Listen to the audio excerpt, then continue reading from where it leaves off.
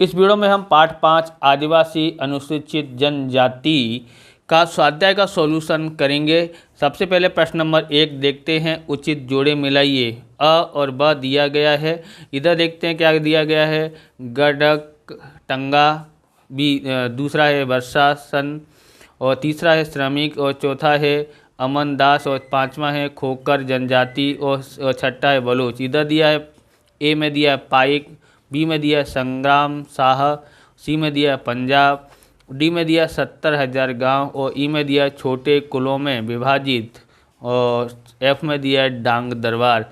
सबसे पहले देखते हैं गड़क टंगा। गड़क टंगा में क्या आएगा, ये कहाँ पर है, तो ये है 70,000 गांव हैं इसके अंदर, बराबर बराबर। इसका ऐसे नहीं लिखना था, ऐसे लिख सकते हो, एक का होगा डी। ओके, दूसरा देखते हैं वर्षासन। वर्षासन का क्या आता है, तो वर्षासन का आएगा यानी 2 का आएगा एफ आएगा। वर्षासन डांग दरबार यानी कि 2 का क्या आता है, एफ आता है। ओके, तीसरा देखते हैं श्रमिक, यानी 3 का आएगा क्या आएगा इनमें से, पाइक। क्या आएगा, पाइक आता है, यानी कि 3 का एक ए आएगा।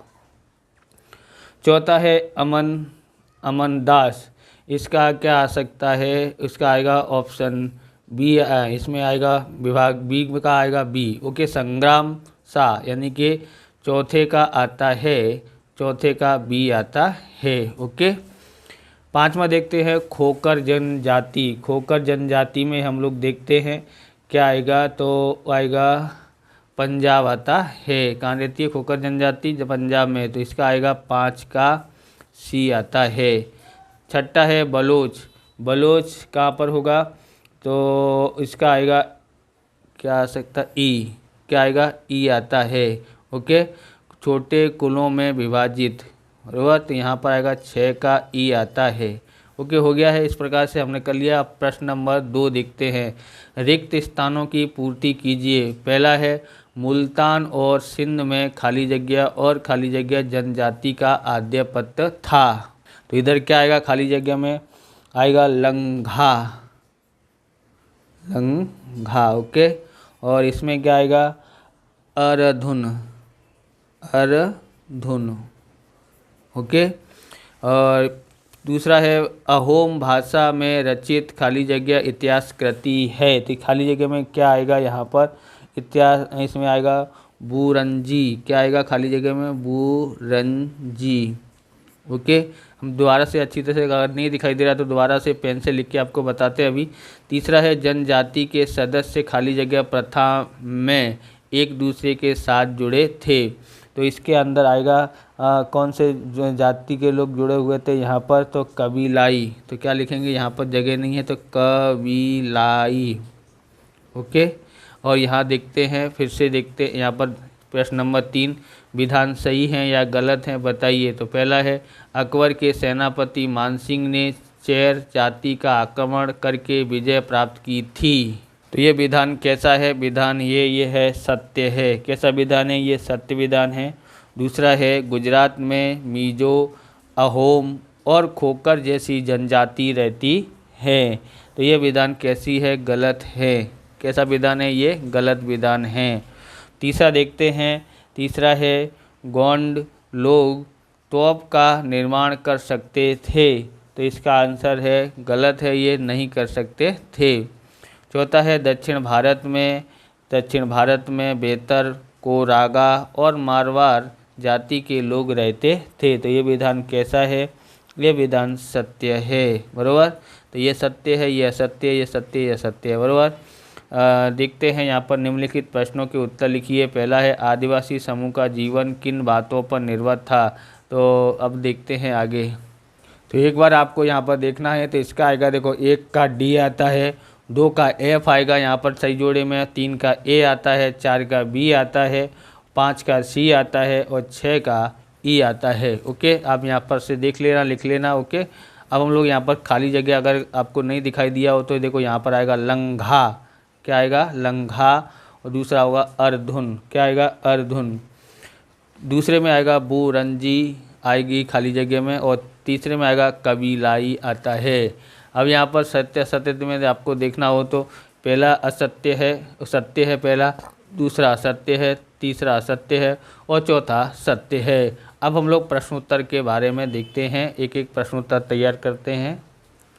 अब यहाँ से देखते हैं, क्वेश्चन नंबर 4 है, निम्नलिखित प्रश्नों के उत्तर दीजिए। पहला है, आदिवासी समूह का जीवन किन किन बातों पर निर्भर था? तो वो है, उत्तर है, आदिवासी समूह अपने जीवन निर्वाह के लिए पहले के समय में वन उत्पादों तथा स्थानीय रूप से होने वाली खेती पर निर्भर था।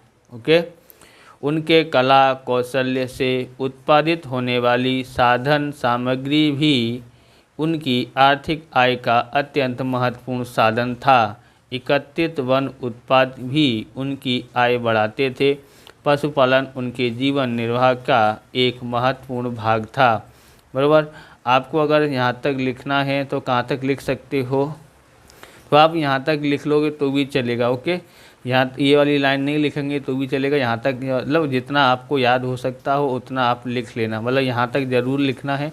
बराबर, उसके बाद आपको नहीं लिखना होगा तो भी चल जाएगा। ओके, हम लोग देखते हैं आगे। आगे यहाँ पर है दूसरा, जनजातियों में दिखाई देने वाले सामूहिकता के सिद्धांत को समझाइए। तो यहाँ पर जनजाति के लोग जमीन उत्पाद पर संयुक्त रूप से अधिकार रखते थे और अपने द्वारा बनाए गए नियमों का आधार परिवार में उनका बंटवारा करते थे। यहाँ बता रहा है ज़मीन और ज़मीन से जितने भी उत्पादन होते थे उनका अधिकार भी रखते थे, और साथ में क्या बोलते हैं कि अपने नियम जो है ना उनका आधार पर से परिवारों का उनमें आपस में बंटवारा कर लिया करते थे।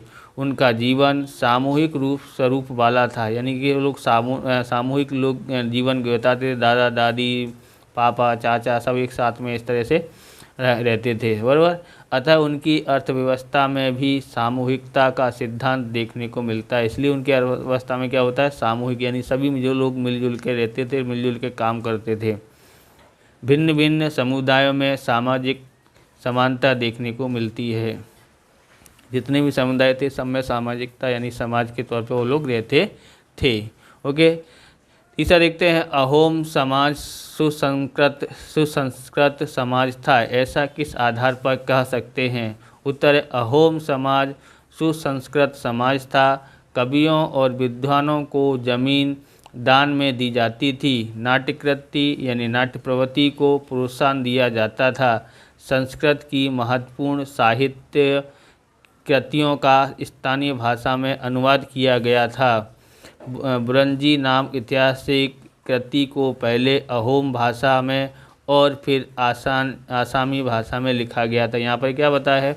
वो जो अहोम समाज था वो सुसंस्कृत समाज था। क्यों था? तो उसके बाद बताया है कि जो वहाँ के जो समाज के जो कवि थे, विद्वान थे, वो क्या करते थे? ज़मीन में दान दी जाती थी। किन किन को?